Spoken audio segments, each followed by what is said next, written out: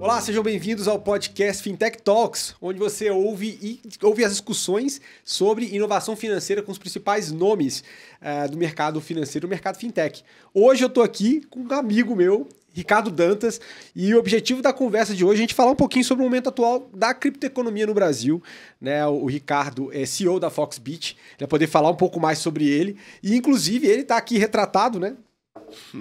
O case da Foxbit está retratado no meu livro A Era da Criptoeconomia, onde a gente tem, inclusive, uma conversa a respeito de Crypto as a Service, que é uma das soluções que a Fox oferece, mas vai ser muito legal fazer essa troca com você, né? Um amigo e, mais do que isso, também é um parceiro aí que está há muito tempo junto e, inclusive, parceiro aqui dessa última obra do livro. Ricardo, muito obrigado pela tua presença, meu caro. E antes de mais nada, queria que você se apresentasse um pouco, fala pro pessoal um pouco de você, um pouco do teu retrospecto no mercado. Primeiro, obrigado pelo convite, Bruno. Realmente amigos já de longa data, de amigos em comum. Já do mercado cripto há muito tempo, né? Exatamente, cara. Minha história com o mercado cripto, ela começa por acaso, né? Eu fui consultor durante muito tempo na Accenture, em tecnologia. Então, comecei programando COBOL, raiz mesmo. Fui mudando, então, de tech fui para finanças, acabei em estratégia. Aí eu saí, fui para o e-commerce. Do e-commerce eu fui para múltiplos pontos. E lá foi onde eu comecei a olhar cripto, Bitcoin, blockchain, como uma evolução do que eram os programas de fidelidade. Então você já olhava ali para a parte de loyalty?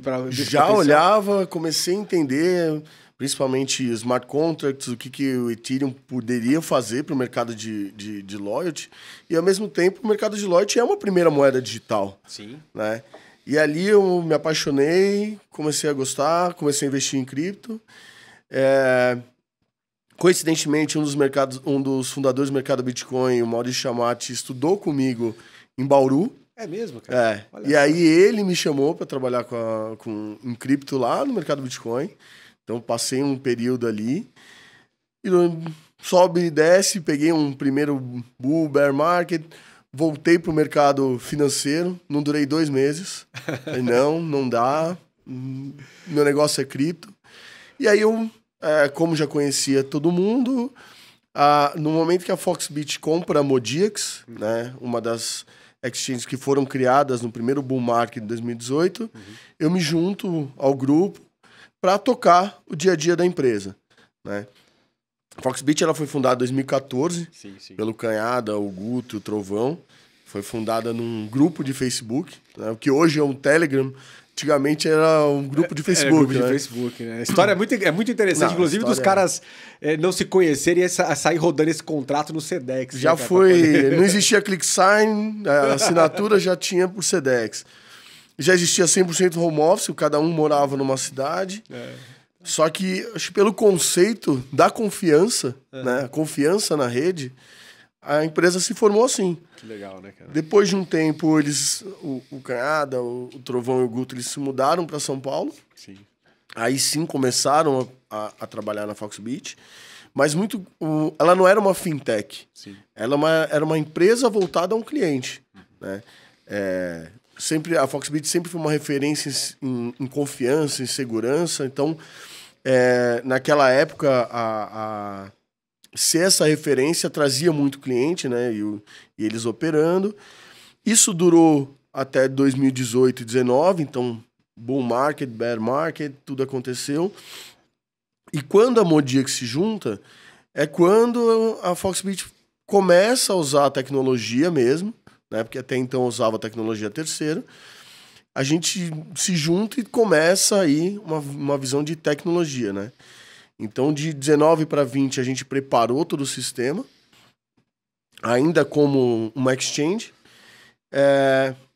Fizemos uma migração para tecnologia própria e de lá para cá só evoluímos, muita coisa foi criada e estamos aí cada dia soltando um produto novo e se adaptando a esse mercado, né? Que demais, cara. É legal que você entrou depois de um outro momento da Fox, né? Assim, a gente teve lá a fundação e eu acompanhei desde o começo, né? Nos idos ali de 15. Na verdade, a empresa estava formada em 14, mas em 15 é que eu me aproximei mais do pessoal do grupo fundador, né?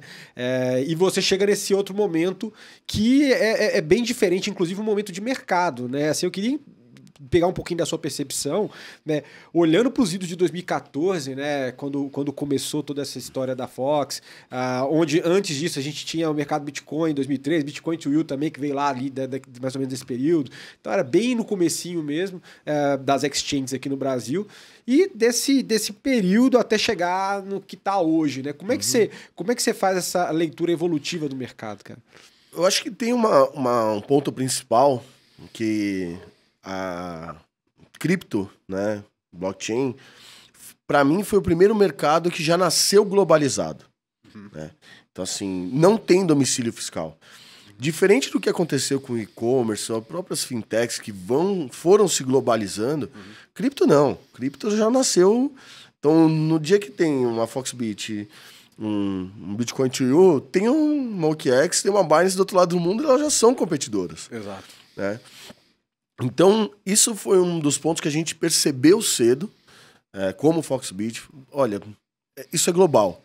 Não adianta, por mais que você tente proteger o mercado, isso é global. Né?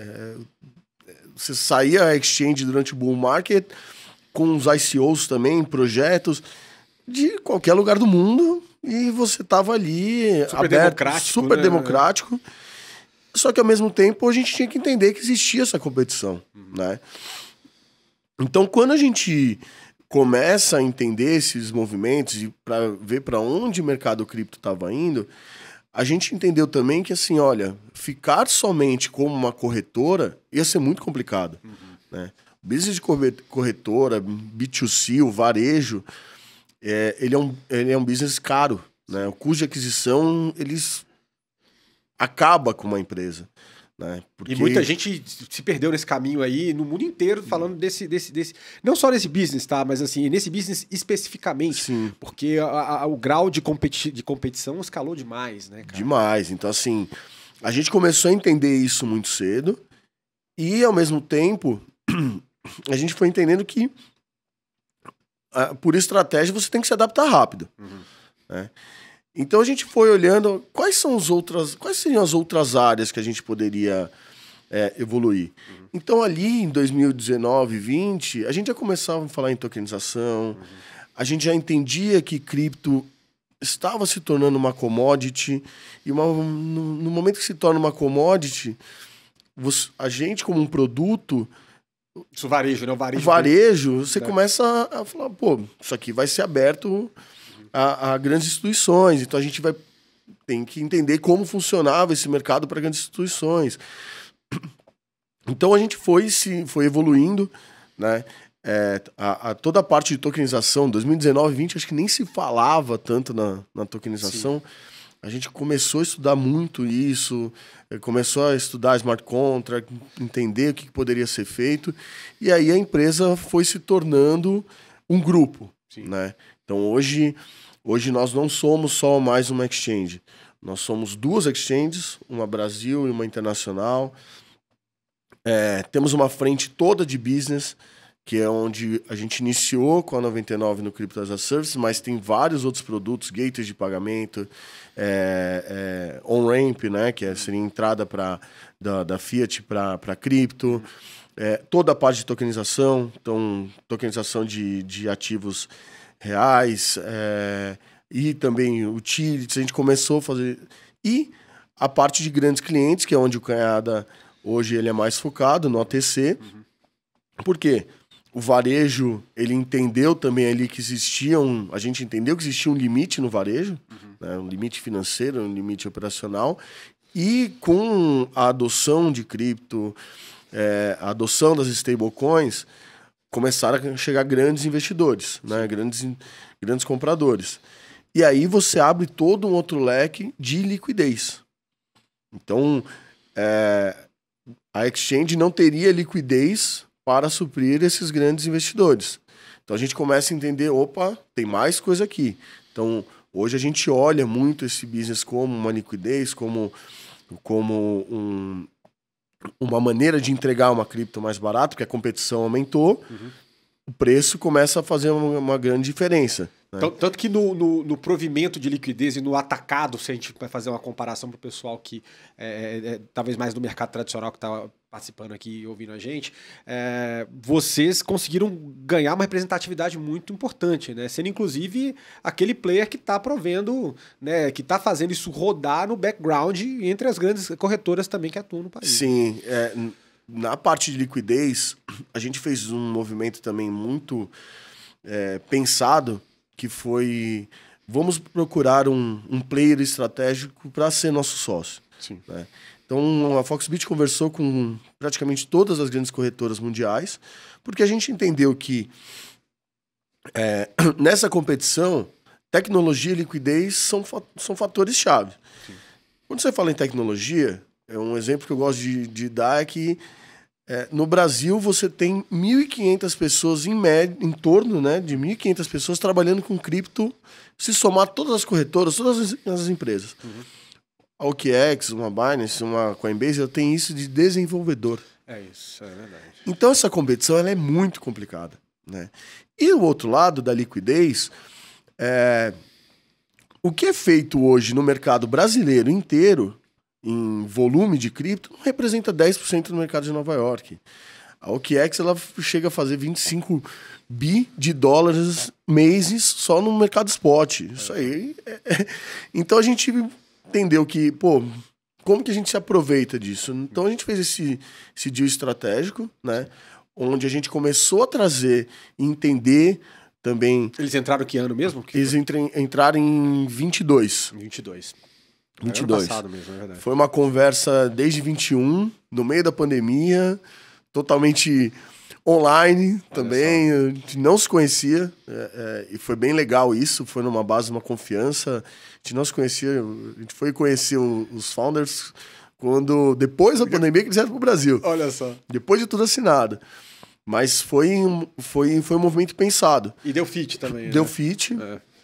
Então hoje eles ajudam muito a gente na liquidez e ao mesmo tempo a gente aprende muito com tecnologia, utilização de APIs e assim por diante. Então, quando vai para esse mundo de grandes investidores, tudo isso pesa muito. Você ter redes melhores, custódias, acesso a cripto barato, um canal Fiat muito bom. Então hoje a gente representa aí grande parte da liquidez do Brasil, porque ela passa por todas as corretoras e ao mesmo tempo a gente evoluiu muito nossa parte de bot, né, para poder equilibrar o mercado. Então a gente tem parceiros também fazendo isso com a gente, mas a gente evoluiu bastante, porque esse era um problema lá do início da Foxbit. Sim. Então a gente dependia muito de market makers para poder fazer esse equilíbrio. A gente começou a desenvolver dentro de casa. Tem parceiros bancários que nos ajudam dentro desse processo. E aí a gente estabelece uma liquidez muito grande no mercado, oferecendo uma cripto por um preço muito mais barato ou com um spread menor em relação ao preço internacional. Conseguiram dar essa arrumada, de juntar esses parceiros e dar essa organizada no sentido estratégica da companhia, que eu acho que foi bastante importante na história recente de vocês, né? Mas uma coisa que você falou, né, assim, até em relação a toda a parte de tokenização e tudo, que vocês já estão olhando isso há um tempo, né? Mas hoje isso virou uma pauta muito importante do mercado, inclusive o mercado tradicional. A gente vê o próprio regulador batendo esse bumbo aí e querendo que isso aconteça, né? Além, obviamente, do mercado já fazendo isso de alguma forma, entendendo toda a economia de custos e tudo mais. E isso acabou derivando uma área também de atuação de vocês, né? Só para assim, depois que vocês saíram, né, desse foco principal em trabalhar varejo, tal como uma corretora tradicional, quais foram as outras divisões que vocês abriram e como é que e que tem encampado em cada uma delas em termos de solução? Então, do varejo e do OTC, né, da liquidez, a gente tem uma parte de business, né, que é voltada a grandes empresas, voltada a serviços corporativos, que a gente iniciou com o Crypto as a Service, com a 99. Então, o que aconteceu? Um pouco antes, o PayPal fez aquele movimento com a Paxos. E aquilo ali corroborou com o que a gente pensava. Cara, cripto vai ser commodity. Vai ser muito fácil vender cripto nos lugares. Sim. E nisso a gente já tinha algumas empresas se interessando. A 99 foi a primeira no Brasil que se interessou com esse movimento. Ela chegou a falar com outras corretoras também, mas a gente já estava... Então, naquela mudança de tecnologia, a gente começou a se preparar muito bem para isso tudo. Então, quando a PayPal fez aquilo com a Paxos, a gente olhou e falou, aqui tem um caminho. Sim. E aí, o comprar e vender é só o começo dele. Sim, né? sim.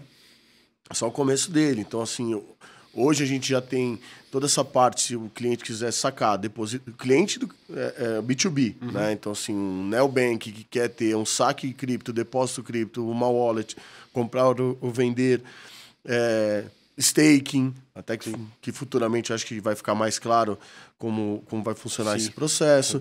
Tudo isso a gente já veio se preparando, né? Desse processo, em paralelo, veio a tokenização. A tokenização, ela foi algo que eu, particularmente, eu brinco que eu errei muito minhas previsões. Eu achava que... Demorar mais. Eu achava que ia demorar mais. Quando eu comecei em cripto lá em 2015, eu vi smart contract, por loyalty, eu falei, isso aqui daqui uns 10 anos vem. Olha só. E foi muito antes, né? Tá sendo muito antes.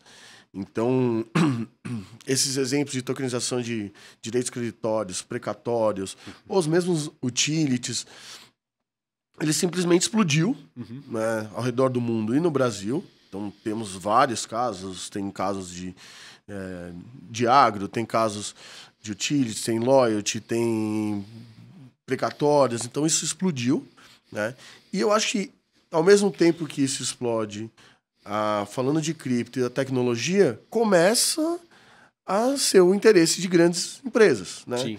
Porque eles veem ali uma forma de democratizar alguns tipos de investimento. Eles veem algumas formas de melhorar alguns processos tendo a tokenização. Sem dúvida. Eu lembro muito do exemplo de por que eu fui ver a tokenização lá em Loyalty, em 15 e 16, porque lá atrás imagina você integrar sistemas para usar uma moeda que era uma empresa aérea com um varejo. Sim. Você precisava de muita coisa.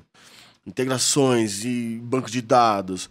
Então, aí você fazia agora vamos com um posto de gasolina. Era mais 6 meses de projeto.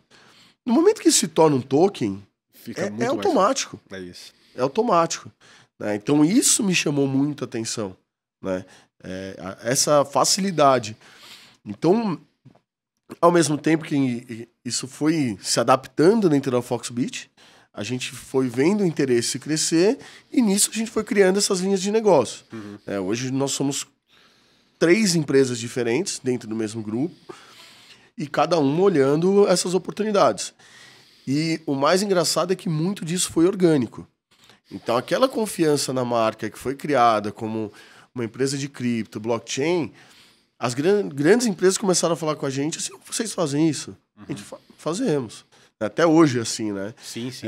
Mas vocês são... Então, hoje a gente até tem um problema bom que é mostrar tudo isso que a gente tem, né? Mas foi orgânico, né? As empresas foram se aproximando, a gente foi criando esses produtos para, um certo momento, isso também explodir aí no mercado, né? É incrível, né? Assim, a gente vê toda essa virada de chave. Não foi só vocês que fizeram. Assim, vários players de mercado entenderam que ter uma atuação só no varejo não é um negócio... É um negócio que você vai ficar esquisado em questão do custo de aquisição de cliente, todo mundo perseguindo esse mesmo cara, né? Isso ia ser pesado e começaram a derivar essas atuações B2B. Inclusive, né, com o próprio Crypto as a Service, que está encampado dentro da Foxbit Business, né? E no final do dia você está pegando uma capacidade de compra e venda que você tem, você está podendo trazer isso para o teu cliente.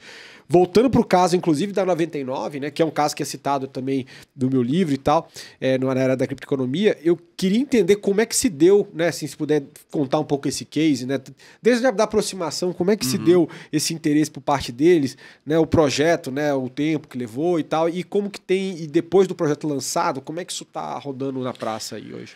Então, quando a PayPal faz esse movimento com a 8bit, Paxos, a gente viu essa oportunidade e aí saímos para falar com todos os neobanks, carteiras, oferecendo esse produto, né? Sim. Porque para a gente, como empresa, ele já era pronto, né? É como se fossem novos clientes. É uma integração que você ia fazer no cara de uma capacidade que você já tem ali, um tempão dominada, né? Já tem, então assim, não tinha dificuldade. Sim. Então a gente saiu batendo literalmente a porta de todo mundo. Então eu na pessoa física, acho que falei com todos os CEOs de todos os grandes bancos, que hoje até tem Crypto as a Service com concorrentes ou com a gente, apresentando a tese. Olha, isso aqui é um movimento, PayPal não está fazendo isso à toa, isso valorizou cripto. Isso aí você mostra os números daquela época da adoção nos Estados Unidos. O PayPal ia abrir para 10% da base, teve que abrir para 30% em 2 semanas, porque foi muito louca a demanda, né, cara? Né? E então a gente foi apresentando a 99Pay, a 99 tem a 99Pay, que é produtos financeiros tradicionais, né, para a base deles de consumidores. Para a base, tanto para os drivers quanto para os clientes, né? Sim. Eles viram ali uma oportunidade e viram uma oportunidade de inovação também, viram uma oportunidade de marketing, porque foi fizeram um barulho legal disso aí. Foi um barulho, foi um hype, né, foi o primeiro. No Brasil foi o primeiro. Foi o primeiro, né? No Brasil foi o primeiro. Um hype, cripto em alta, sendo comentado. Então, e aí, só que eles conversaram com outros players, né? Eles fizeram, pediram para analisar as APIs, os outros players, e deu muito certo com a gente. Tá aí, a parceria vai seguindo até hoje. Tem um volume significativo. Estamos numa baixa, mas quando chegar numa alta vai ser também um ótimo canal de aquisição para a Foxbit, porque é o cliente que pode, aqueles R$50, R$20 que sobrou na carteira, vou comprar cripto, né? A gente sabe como funciona o FOMO. Sim. Na hora da alta... Quando o negócio tá de fato disseminado, tá dando notícia que tá subindo, a gente tem... o pessoal lembra que tem essa possibilidade de comprar ali, seja numa 99, enfim, num canal mais conveniente, né? Aí disso, o Mercado Pago entrou, Nubank entrou, PicPay entrou, então se tornou um produto... Né, nessas grandes empresas. A gente vê aí também, acho que bancos tradicionais já estudando bastante o tema, e acredito que para 2024, 2025 vocês vão ver isso em grandes bancos também oferecendo. Com evolução de regulatório e de infra, regulatório. Mas o Crypto as a Service, o comprar e vender é a primeira perna. Exatamente. Né? É a primeira perna, né? Então... Dali você tem a possibilidade de se tornar uma carteira cripto. Dali você ainda tem outras vertentes que não estão tão ligadas somente ao setor financeiro e bancário, né? Então, eu imagino que com a adoção das soluções em blockchain, então assim, aí a gente não está falando só de cripto, está falando de adoções. Você vai ter grandes empresas que vão fazer essas conexões também, para ter cripto ou no próprio balanço ou para suprir as próprias operações. Sim. Então a gente tem um caso muito bacana que é a Ambipar. Né? A Ambipar, ela tem a Ambify, que é um token de crédito de carbono. Para ele funcionar, ela precisa comprar BNB. Então ali ela não está fazendo uma especulação.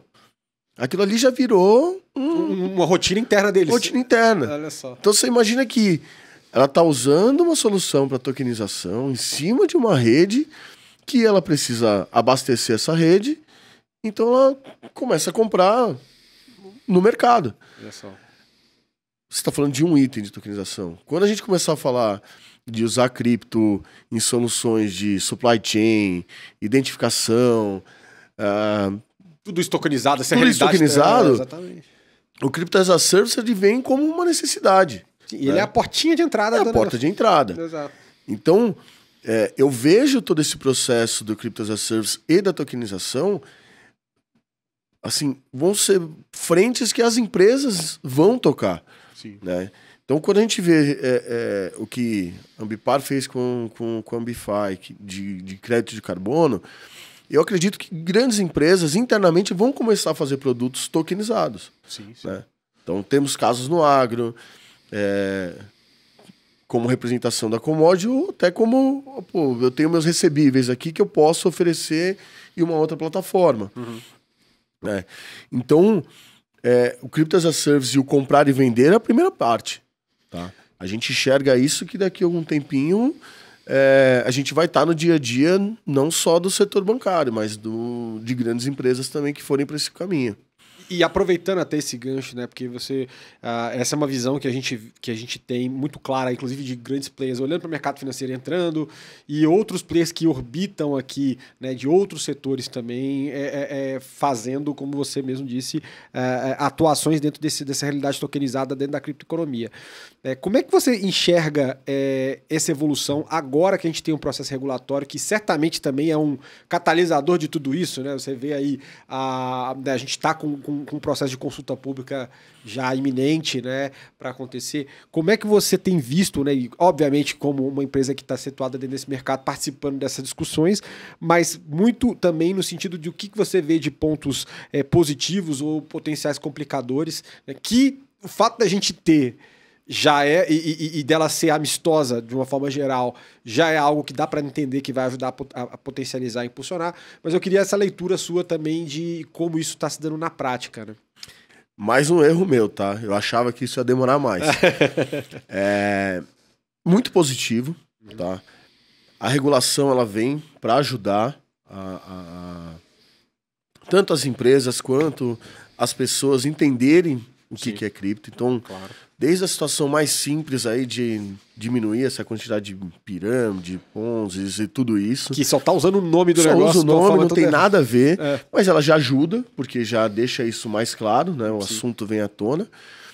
Até todo esse movimento que o Banco Central fez do Real Digital, do Drex, né? As consultas. Então hoje, via Bcrypto, a gente está muito próximo da CVM, entendendo todo esse processo de tokenização.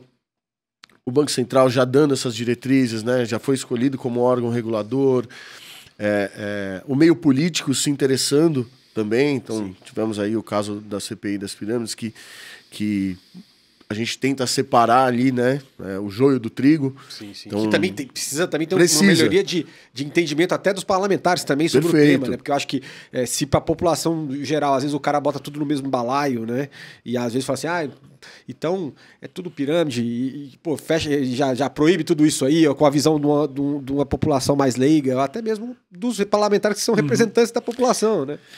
Aí vem a parte de está acontecendo tudo isso muito rápido. Exatamente. Então existem várias discussões que eu acho que elas se sobrepõem, que não ficam claras durante esse processo, e aí talvez seja mais complicado você chegar a uma melhor solução. Sim. Por quê? Porque o entendimento é muito diferente, né? Os momentos e interesses de cada órgão regulador, ou da visão política, ou de quem está no mercado, eles são tem que todo mundo convergir, chegar convergir. Exato. Então acho que essa é a parte de acontecer tudo isso rápido. Sim. E isso tudo somado a eventos externos, o posicionamento da SEC, aí ganha processo, aí termina processo, aí vem lá o posicionamento da BlackRock sobre ETF de cripto. Então tem muita coisa acontecendo muito rápido. Sim. Isso gira a parte complicada, né? Como é que a gente coloca tudo isso num papel e fala, tá bom, é esse momento. Então, acho que a gente está nisso agora, né? Principalmente com conversas muito próximas com o Banco Central, com a CVM, entendendo, olha, pessoal, esse aqui é o passo 1, é o passo 2, é o passo 3, o que vai ser cada vez melhor, porque os grandes investidores, as grandes empresas, os bancos começam já a olhar a cripto, já olham cripto como um produto diferente, né? E assim, aquela visão de tabu que a gente tinha foi embora. É impressionante. Você vê um grande banco, o próprio Itaú mesmo, se juntou, a Bcrypto, a Visa também tá lá. E assim, foi no momento da virada de chave. Virou a regulamentação, né? Porque a gente teve no final do ano passado, né, que sancionou, depois 6 meses para poder tá valendo. Quando tá valendo, você já vê essa mudança de posicionamento dos caras. Eu faço uma brincadeira na Foxbit com as pessoas que entram, que eu falo assim, ó, você tá preparado para no Natal de cada ano ser uma pessoa diferente? Porque lá em 2014, 15, você era de cripto, você era louco. Aí depois você virou piramideiro, aí depois você virou rico, depois você virou pobre, aí depois você virou inovador. Então, assim, é isso mesmo, né? Esse ano, acho que tá quieto. Ninguém vai falar do assunto. Você tá construindo, né? Você tá construindo. Esse ano tá quieto, porque não tá na mídia. Exato. 24, 25, com o halving aí, com tudo isso que tá acontecendo, já muda totalmente. Isso é verdade. Então isso está sendo um processo muito rápido, né? Então a gente tem que acompanhar, saber desses altos e baixos, né, de todos esses processos, de todo esse processo, e ao mesmo tempo tentar instruir, né, sejam os políticos, sejam as entidades reguladoras, de como a gente acredita, né, que pode ser o melhor para a criptoeconomia, né? Então, os players que estão aí há mais de 5, 6 anos, principalmente, a gente já passou por muita coisa e, ao mesmo tempo, já foi muito bem testada dentro desse processo. E se tornaram players diferentes depois de tudo isso, né? Assim, se você parar para pensar em essência, obviamente que a essência é ter o pé na exchange, como exchange, né? Alguns desses players se preservam, mas abriu até um mundo de outras formas de atuação. Olha a Parfim, por exemplo, né? Que é um player que já atua mais ou com enfoque de infraestrutura, né? Uhum. Então, vão nascendo essas diferentes configurações e alguns caras que eram corretores, eram exchanges lá atrás, viraram uma espécie de conglomerado de soluções cripto, né, para a realidade de soluções baseadas em blockchain e tudo mais, né? E Sim. como é que você tem olhado, por exemplo, a vinda de players internacionais e todo esse movimento com o Brasil também fortalecendo o arcabouço regulatório, com o Drex, com o Real Digital, o Banco Central, com a visão não tão pessimista como a norte-americana? Como é que você vê esse cenário competitivo olhando um pouquinho mais para frente? Eu acho que a vinda dos internacionais, ela não tem como parar. Né? O Brasil, ele é o 7º ou 8º maior mercado cripto, né? O Brasil já tem a característica das coisas serem virais. Sim. Né? Então, assim, você vê o exemplo aí do WhatsApp, você vê exemplo de Facebook. Então, assim, tudo isso estoura muito rápido. Então, acho que esse movimento ele vai acontecer. Ao mesmo tempo, toda essa parte regulatória auxilia quem está aqui dentro, porque uma coisa é vir uma empresa totalmente regulada, seja em Hong Kong ou nos Estados Unidos, ele vem com padrões, cumprindo o que está sendo exigido. Outra coisa é qualquer um hoje abre um site e vira uma corretora. Então, isso nos ajuda. E a fiscalização também vai bater. E a fiscalização vai bater. Né? Então, assim, antigamente não, demorava um tempo. O tempo de reação era descompassado e sabia se a bola era da CVM, era do... Agora a coisa tá muito mais claro. Tem a licença que vai sair também, né? Para quem atua, era dos VASPs, né? Que chama o... Obrigatoriedade de ter operações físicas no Brasil. Então isso... Mas o movimento ele vai acontecer. Né? Porque, mais uma vez, o cripto nasceu global. O que funciona aqui, funciona... Agora, existem particularidades locais que onde a gente consegue, né? Quem é local consegue surfar melhor. Né? Que é onde a gente, como Foxbit, a gente entende que tem muito mercado. Né? Não vejo essa concorrência hoje como tá definida quem é o maior player. Não. Tem muita coisa, o mercado está construindo, está sendo feito. Então, acho que tem muito tempo ainda para entender como os players vão se colocar aqui no Brasil. Sim. E saindo um pouco da parte regulatória, né, que a gente falou, que é um elemento muito importante, obviamente, mas indo agora para a parte de infraestrutura, né, Drex e Real Digital, né, como a gente chama, né, o formato aí que é o batizado como Drex, vocês estão, de fato, rodando no piloto, né, no projeto piloto e tudo mais, foram uma das empresas aprovadas aí dentro desse escopo inicial aí de testes, né. Como é que tem sido, né, com essa visão de dentro, como é que tem sido esse processo, né, essa interação também com o regulador, em termos de teste mesmo com o mercado. E, além disso, também querer pegar um pouco da tua visão sobre Drex, transformando, talvez, né, sendo esse elemento transformacional para diferentes produtos e serviços financeiros usado como uma base ali, né, de novas experiências e maior eficiência nesse mercado. Né?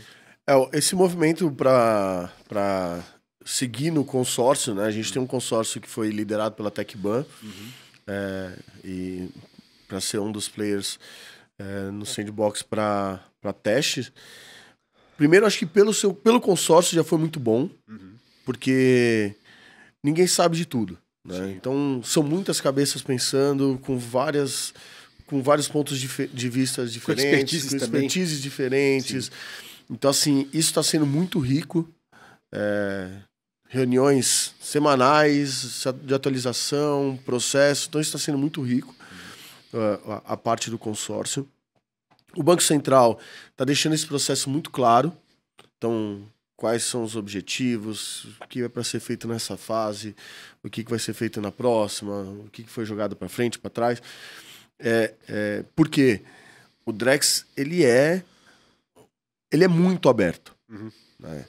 Ele é muito aberto. Eu tento fazer uma relação, assim, o que o Pix fez para o sistema financeiro de pagamento, o Drex ele pode fazer para todos os produtos. Tudo. Exatamente. Né? Eu acho que ele é 10 vezes maior do que o Pix. Porque o Pix é um recorte. E esse é o grande lance. Assim, para países que, inclusive, não tem um Pix, se passar um tempinho, daqui a pouco ele pode fazer tudo isso com a CBDC. Então, assim, pagamento instantâneo e tal. Então, ele salta o estágio de implementação do Pix, que tem uma importância tremenda, mas que com toda essa outra infraestrutura, ele vai poder fazer o mundo e mais isso, além disso. Além disso. Então, assim, é uma mudança muito grande, né? Então, acho que o Pix, no Brasil foi... agora saiu o FedNow nos Estados Unidos, né? Mas o Pix foi um grande exemplo de como uma mudança de tecnologia, uma mudança na forma das pessoas transacionarem dinheiro, foi viral, foi rápido, foi praticamente mudou, né, toda a forma de pagamento. O Drex ele pode fazer isso multiplicado por 10. Né? Por ser tão grande, acho que o Banco Central vem orientando aí os integrantes do consórcio a dar segmento em algumas áreas. A gente, sim, está olhando muito a tokenização, né? Tokenização de real assets, né? De ativos do mundo real, porque é onde tem essa primeira porta, mas olhando o que o Drex pode fazer, ele abre um leque de features que é muito maior do que a gente imaginou. Então, dão aquele exemplo, né? A mesada do pai pro filho, o filho vai poder gastar só na cantina da escola. Então, assim, e aquilo começa a ter um controle seu. As pessoas têm o medo do controle do Estado em cima de tudo isso. Exato. Que é uma outra faceta, mas no final do dia, se você olhar, muito do que a gente já faz no mercado financeiro hoje já é bastante vigilado aqui, né? Vigiado, de uma forma geral, mas dá esse outro grau a mais de programabilidade para o dinheiro na ponta, né? Na ponta. Que é inevitável, de uma forma ou de outra, mas uma coisa que eu acho que eu gosto de usar de argumento toda vez que alguém vem criticar muito, é assim, cara, uma realidade não vai anular a outra. Tem o mundo cripto aqui tradicional, mas se isso não for para o mainstream, se isso não é transposto para cá, a gente não vê esse ecossistema, essa criptoeconomia florescer de uma forma forte, entendeu? Assim, antes de ficar lutando contra isso, é entender que se o mercado está abraçando, já vai ter benefícios objetivos e acaba, como até o relatório do Citi falou, o recente, Games Token and Money, que no final do dia você consegue também ser um cavalo de Troia para toda a realidade cripto que já existe. Sim, porque você vai fazer, o cara inevitavelmente ele vai olhar o que pode ser feito em cima do Drex ou do CBDC e todo o resto que dá para fazer em DeFi e tal. Ele fala, tem esse mundo aqui também, tem isso aqui. Abre muita possibilidade. Eu gosto de usar uns paralelos, né, para explicar, principalmente nessas conversas com as instituições, que a tokenização vai ser para o blockchain o que foi a abertura de site para a internet. Lembra lá nos anos 2000? Todo mundo tinha que ir para a internet. Ninguém nem sabia o que fazer. Mas foi todo mundo. Abre site e página, e tem que estar... Não quer dizer que tudo era bom. Sim, exato. Não quer dizer que todo mundo conseguiu aproveitar esse movimento. Tokenização vai ser a mesma coisa. Então as empresas que já estão olhando isso, eles estão vendo essas possibilidades. Seja de distribuir, seja de criar uma solução interna, seja de usar uma cripto que já resolve um problema, seja toda essa parte de junto ao Drex, né? Então, assim, o leque é muito grande, muito grande. Não me arrisco mais a dar previsões. Que está sendo uma surpresa positiva de ser sempre a menos tempo do que você está pensando. Acho que nem o mais otimista achava que o Pix, por exemplo, em um ano teria o volume que já tem. Exato. Né? Então, quando eu olho o que pode ser feito para o Drex, eu, sinceramente, na hora que mudar essa chave... negócios começam a ser criados em cima do Drex. Né? Abriu uma caixa de Pandora, né, cara? Assim, a partir daí você tem como diz, um balde de peça de Lego para você montar o que você quiser. Isso é legal da componibilidade que você tem nisso e tudo mais. Tem um exemplo, acho que, se eu não me engano, teve até um fórum recente da Bipag, onde um representante do BC exemplificou, por exemplo, o que você consegue ter de economia de custo num FDIC, por exemplo. Você está num FDIC... Eu não me lembro o número exato, mas vamos dizer que um valor para um FDIC fechar a conta de forma sustentável, ele tem que ter acima de 20 milhões de reais ali de patrimônio, né, para você conseguir fazer com que ele tenha sustentabilidade. Diz que dá para diminuir isso em 10 vezes com o Drex, porque no final das contas, todas as outras coisas de controle de garantia, várias coisas que você tem que depende de vários intermediários aqui, você ceifa isso aqui tudo e consegue simplificar tudo em cima dessa nova infraestrutura. Né? O FDIC é um exemplo. Eu acho que o mercado de crédito, então tudo isso de CCB, registro, exato, garantias, ele vai ser totalmente reformulado. Literalmente vai ser reformulado, porque quando você olha a tecnologia e fala qual seria o melhor para esta solução, o Drex já vem com a tecnologia pronta, regulada, com facilidade, aí o user interface vai ser cada vez melhor para isso tudo, né? Porque hoje a gente ainda acha que vai ser aquele negócio do código e tal. Sim. Não, vai ser operar na internet, entendeu? Vai ser, olha, preencher quadradinho, ó, eu quero isso, com isso, entendeu? Então, o mercado de crédito, para mim, ele totalmente transformado. E, falando aqui, eu acho que você vai ter um outro livro do Fintechs, que tudo isso, o que vai crescer de empresas em cima do Drex, exato. De coisas que a gente nem imagina que pode ser feito. Né? Hoje tem essas startups, você multiplica isso também por 10. Né? Assim como em alguma escala o próprio Pix ele trouxe várias outras possibilidades para quem são players alternativos desenvolverem soluções encampando o Pix ali. Mas aqui nós estamos falando de algo ainda mais com mais inteligência em termos de capacidade de programabilidade e tudo mais, que vai de fato transformar o mercado. Mas Dantas, aproveitando aqui contigo, cara, e assim, essa é a visão que a gente sempre tenta... que imagino que é a coisa que você mais deve ouvir no informal, né? Como é que você tem visto aí o mercado? A gente está nesse mercado de lado aqui agora nesse momento, né? Depois de ter despencado né, principalmente no mercado Bitcoin aqui, sobretudo falando de Bitcoin, $60 mil e tal. Como é que você enxerga aí, ainda mais com perspectiva de halving para o ano que vem, e talvez se tenham outros elementos que você entende que são gatilhos importantes para talvez mudar esse patamar aqui do que a gente tem visto hoje? Quando eu acho que a internet, a rede social, a ansiedade de tudo, né, começou a deixar a gente muito imediatista, né? Sim, sim. A gente se conhece há muito tempo. Então, às vezes, eu paro com o Canhada e falo assim, a gente tá desde 2015. Cara, a gente tá reclamando de um Bitcoin a $27 mil. A gente viveu 3 mil, 4 mil, viveu queda. Eu comprei a 600. Então assim... Então, quando você olha o big picture, fala, cara, a tese tá se confirmando. Então, o Bitcoin na Argentina já tá em máxima histórica. Sim. Né? O Bitcoin já é uma peça no meio de uma guerra entre Rússia e Ucrânia. Né? Então, a tese já vem se confirmando.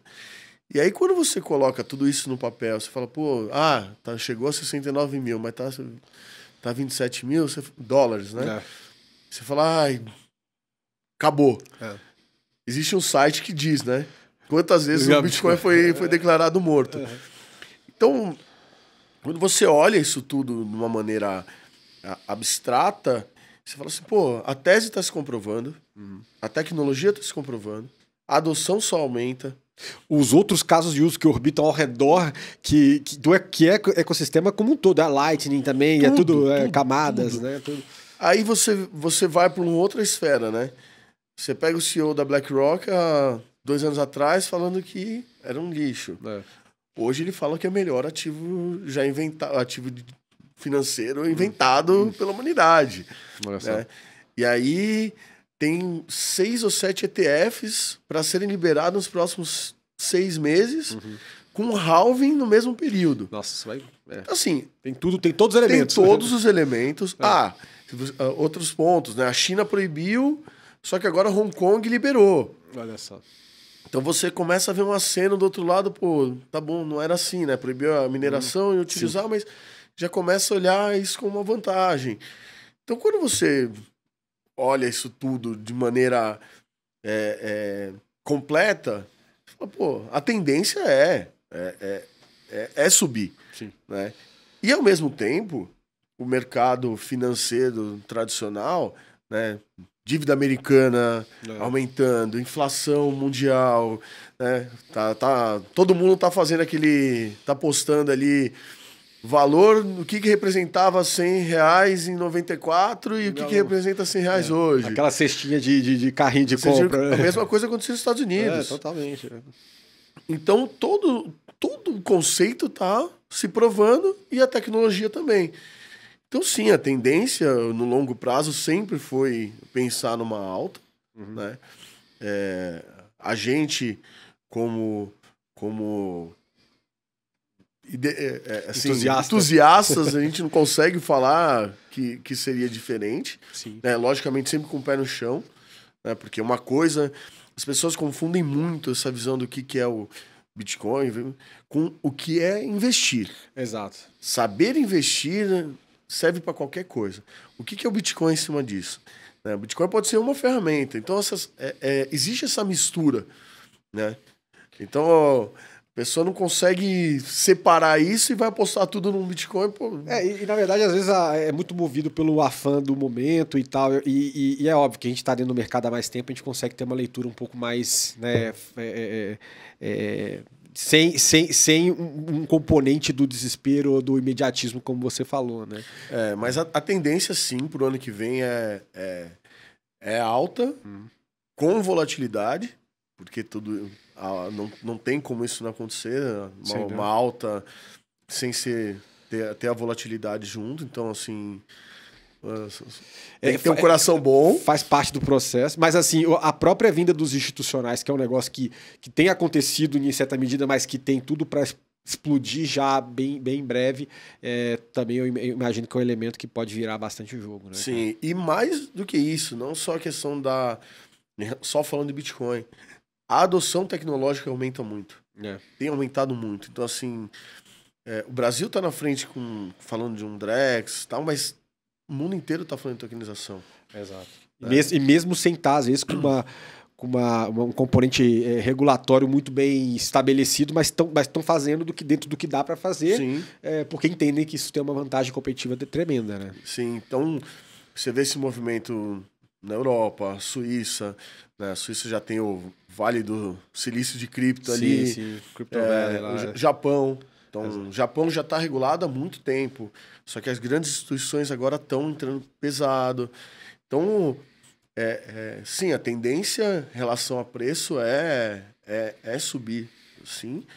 Mas mais do que isso é a tecnologia se comprovar, né? Eu acho que já se comprovou, mas fica sempre aquela pergunta, enquanto tiver uma volatilidade, ela sempre vai existir. Então o Bitcoin ainda vai morrer algumas vezes. Sem dúvida.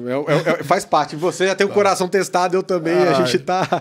Espero que a audiência também, né? De toda forma. Não é para todo mundo. Exato, exato. Tem que entender seu perfil de risco e o caramba. Tem que entender o perfil de riscos, tem que ter um controle. Dentro de casa, minha esposa, por exemplo, não consegue nem saber... Se ela olha ali, ó, subiu, desceu, ela fala, não quero saber. Assim, já... Foxbit tem várias histórias de briga de família, porque um era mais... tinha um perfil de risco maior do que o outro, tal. A gente já viu de tudo. Olha só. Mas sim, precisa ser... É um mercado complicado. Precisa estudar. Então, a gente tem um lema na Foxbit que a gente fala... antes de falar de comprar ou vender, a gente fala estuda. É isso. Estuda. E esse conhecimento cada vez mais sendo importante, não só na seara de compra e venda de um ativo, mas de toda essa expansão da criptoeconomia aqui, que a gente fala tanto, que também está no livro ali, A Era da Criptoeconomia. Começa ali no outro, né? Tem uma escadinha. Um pouquinho ali, que é engraçado, né? Exato. As discussões da nova lógica financeira, você já dá uma pista, né? Mas ali muito mais sobre Bank as a Service e tal, e agora a gente vê uma realidade de uma terceira onda muito forte, né? Mas enfim, que vocês são peças importantes dessa história e que também estão desenvolvendo muita coisa para frente. Meu cara, a gente tá chegando ao final aqui do papo, é sempre um papo muito bom, eu gosto muito, seja os papos que a gente bate lá na própria Fox, mesmo que se bobear a gente fica ali, mas eu queria ouvir de você pra gente dar uma juntada, uma encerrada aqui, uma mensagem que você queira deixar de consideração final pra audiência, algo que você entende que sintetiza aí o que você veio falar, o que você pôde falar aqui nesse tempo nosso de bate-papo, né? Obrigado, Bruno, é sempre um prazer também a gente conversar, os insights, e você já falou algumas coisas que eu vou ficar pensando. Mas eu acho que a gente está aí na era da criptoeconomia. Então, ela serve tanto para a pessoa física entender desta economia, quanto para as empresas entenderem que existem muitas oportunidades que estão aparecendo aí. Então, é realmente o paralelo do que foi a internet, o que vai acontecer com blockchain. E diferente da internet, hoje o acesso à informação, o acesso ao estudo, ele é muito mais fácil. Sem dúvida. Então, o que vai acelerar muito o desenvolvimento. O que vai acelerar, e hoje a gente tem especialistas de cripto de 19 anos. Isso é muito louco. Então as pessoas que... Esse cara, ele não tem vícios de outra realidade. Não muito tem, louco, ele simplesmente entendeu, estudou, e tanto como investidor ou como tecnologia. Então, o que eu deixo no recado, assim, pessoal, isso vai fazer parte cada vez mais do nosso cotidiano. É necessário estudo. Se aprofundem, tá? Mudou. Então, assim, quem falou de Bitcoin lá em 2017, 2018, a desculpa era Bitcoin não tem lastro. Exato. Hoje não se pergunta mais isso. Sim. Então, assim, entendam que isso vem evoluindo, tudo está evoluindo, e faz parte para qualquer gestor que precise ou que entenda que a tecnologia vai mudar, né? Que a tecnologia veio para mudar, estudar esse processo. Tá? Então, assim como está acontecendo com a IA, aconteceu com Big Data lá atrás, sim. Né? Falar de números. Blockchain, cripto, ela vem para fazer essa mudança. Então, assim, é algo necessário. É uma stack tecnológica a mais para você ter que aprender. É uma capability que você vai ter que ter. Independentemente do setor e a sociedade. Se você acha que é só mercado financeiro, também você está enganado. Então, eu acho que é bem nessa linha. Em 4, 5 anos, a gente não vai estar mais só falando de mercado financeiro. Isso aí eu tô chutando, mas acho que espero que você erre. Espero que eu erre. Eu acho que eu vou errar, mas não é só mercado financeiro. Incrível, mas perfeito. Meu caro, novamente, muito obrigado por ter tua presença aqui. E você, espero que tenha gostado desse papo sobre inovação financeira, sobre criptoeconomia, todos os avanços que a gente tem daqui por diante na sociedade. E não se esqueça também de dar o seu like aqui no nosso vídeo, compartilhe isso, mande para alguém que você acha que pode se beneficiar desse tipo de papo, que como o próprio Dantas falou, não vai ser algo restrito apenas ao mercado financeiro e fatalmente você, em algum momento, vai também ter que aprender mais sobre a realidade da criptoeconomia. Grande abraço, pessoal, e até mais.